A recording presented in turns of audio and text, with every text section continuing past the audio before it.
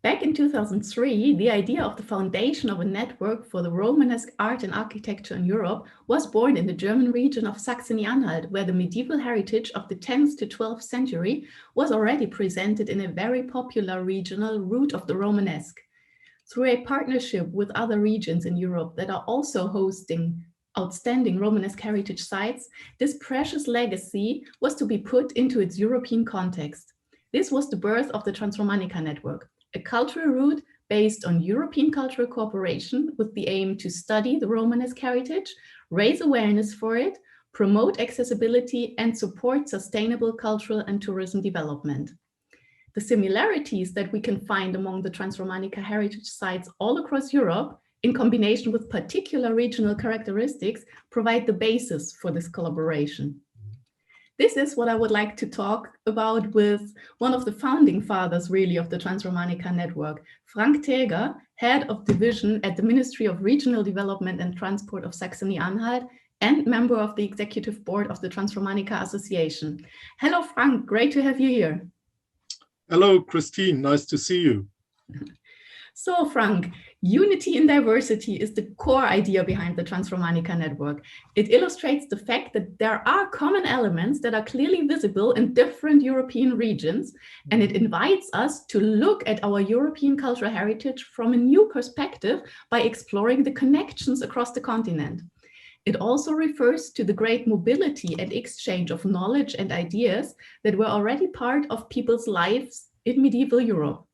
So, why is it so important to understand these links today, and what does it tell us about our present European community? Well, Christine, looking back at the medieval times, liberation from the great threats from outside of Europe led to a development of new political relationships between people all over Europe. At the same time, a process of foundation of new empires started. The eastern part of the former Carolingian Empire of Karl the Great turned into the center of a new and rising empire. All over Europe, you could observe a new political-cultural unity among the regions which were strongly connected to each other. These connections were the background of the foundation of the Holy Roman Empire in the 10th century, which ended up lastly in 1806. During this time, we had, besides the political development, also the cultural development. This long-running process has set up the basis for our Europe from today, with all its advantages and great benefits, like a common frame for political decisions, a European Union with 27 member states, common interests of a trade, a common foreign policy, and last but not least, the freedom of all the people.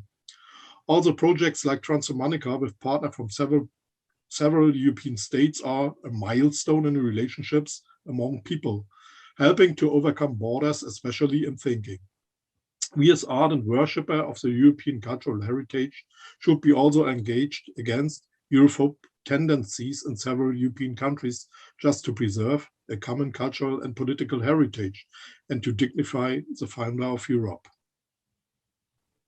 Okay, great. So I really like the idea of saying that Transromanica as a cultural route today is some kind of a continuation of the relationships and links that have been present or visible in Europe for many, many years, since the Middle Ages already.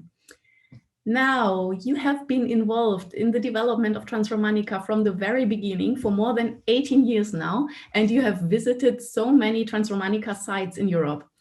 That's true.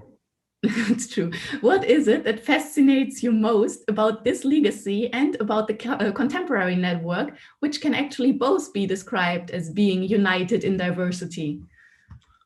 Well, Christine, the use of our cultural heritage is the best way to preserve all the buildings, like castles, churches, or cathedrals. Even thereby, people have the possibility to discover the goodliness of each detail, which you can find in Spain or in Serbia as well. The symbolism in the architecture influenced generation of mankind all over Europe.